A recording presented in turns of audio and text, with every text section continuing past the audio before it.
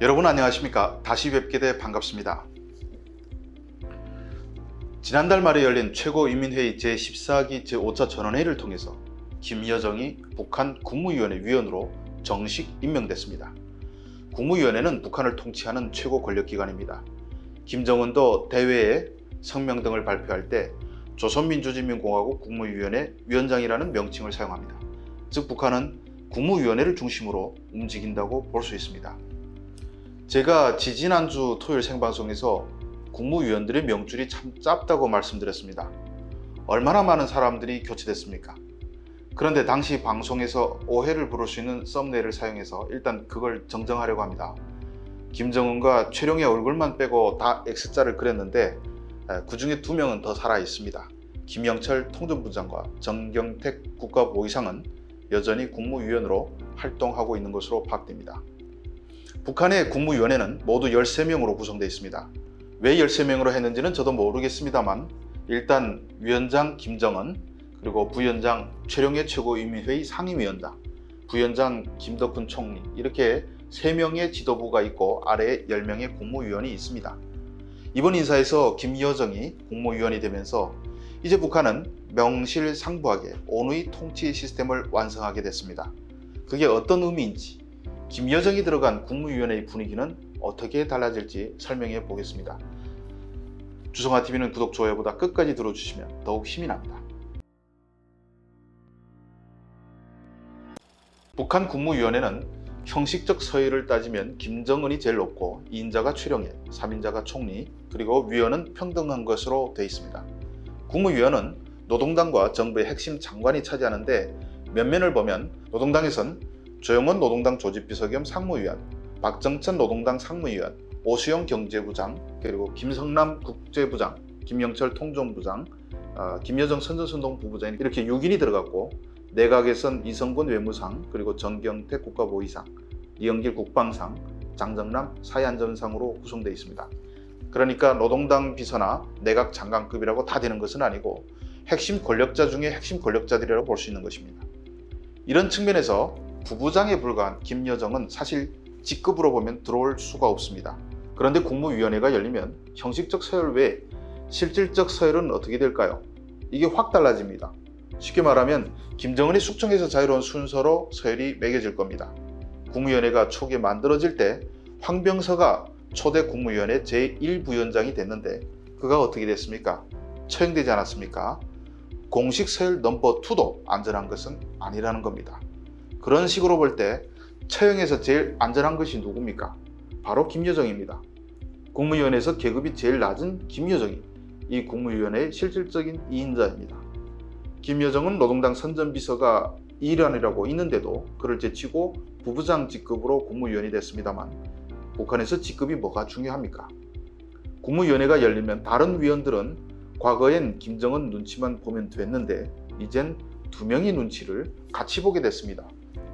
한번 회의 장면 상상해 보십시오. 과거에는 김정은의 표정을 보면서 조심스럽게 얘기하다가 그 말이 안 되는 소리 집어치우라고 하면 바로 뜨거운 머리 들어간 개구리 마냥 움츠러들면서 장군님 죄송합니다. 제 생각이 너무 짧았습니다. 이래야 했을 겁니다. 그런데 이제는 옆에서 또 그 말이 안 되는 소리 하겠습니까? 하는 앙칼진 목소리가 날아오면 역시 목을 움츠려 합니다. 김여정 동지, 제 생각이 짧았습니다. 이래야 합니다. 김여정이 눈밖에 났다간 바로 오빠 저 인간 못 쓰겠어요 이러면 끝나는 것이 아니겠습니까? 이런 분위기라면 회의가 열릴 때마다 사람들이 어떤 표정을 짓겠습니까? 김정은에게 조심스럽게 이렇다고 합니다 한 뒤에 본능적으로 김여정의 표정까지 살펴야 합니다. 눈동자가 2배로 부지런해져야 하는 겁니다. 김정은이 올해 1월 노동당 제1비서 직책을 신설한 뒤 그 자리에 누가 올라갈까 논란이 많았는데 이번에 김여정을 국무위원회 눈치도 보지 않고 앉힘으로써 김여정이 명실상부한 후계자라는 것을 보여주었습니다. 결국 국무위원회는 남매가 지배하게 된 셈입니다. 이 앞에선 모두 고양이 앞에 쥐가 될 수밖에 없습니다. 그나마 조금 여유가 있을 만한 사람은 최룡해 정도인데 최룡해는 권력이 하나도 없고 허울뿐인 최고인민회의 상임위원장이라 책임질 일도 없습니다. 그건 욕먹을 일도 거의 없다는 뜻이죠. 그리고 국무위원회뿐만 아니라 북한을 대표하는 백두 혈통의 상징이죠. 다 늙어서 굳이 죽일 필요도 없고요. 그러니 최룡해는 국무위원회에서 조금 느긋한 표정으로 앉아있다가 김정은을 향해서 장군님 말씀이 정말 신통합니다 라고 추임새를 넣어주거나 비판받는 간부를 향해서 왜 고작 그런 것도 생각 못해 장군님께 심려를 끼쳐드리냐 이렇게 한마디씩 하면 죽을 일은 없는 겁니다. 최룡해 다음으로 그나마 안전해 보이는 사람이 조용원 조직비서인데, 조직비서는 사실상 북한 간부들의 인사권을 가진 자리입니다. 이 자리는 권한으로 볼 때 노동당의 핵심 중의 핵심 자리입니다. 그래서 김정일은 후계자로 지명되기 전에 조직비서 자리부터 타고 앉아 아버지가 죽을 때까지 20년 넘게 해먹었습니다. 간부 인사권을 틀어주어야 북한을 틀어준다는 것을 알았죠. 아버지가 죽은 뒤엔 조직비서 자리를 공석으로 만들고 다른 사람에게 주지 않았습니다. 그 자리가 얼마나 힘이 큰지를 알기 때문에 믿을 놈이 없어 주지 않고 대신 조직 지도부엔 부부장만 6명 정도 두고 실질적인 사인은 자기가 했습니다. 그런 조직비서 자리는 당연히 김정은 시대에도 가장 신임받는 인물이 돼야 차지할 수 있습니다.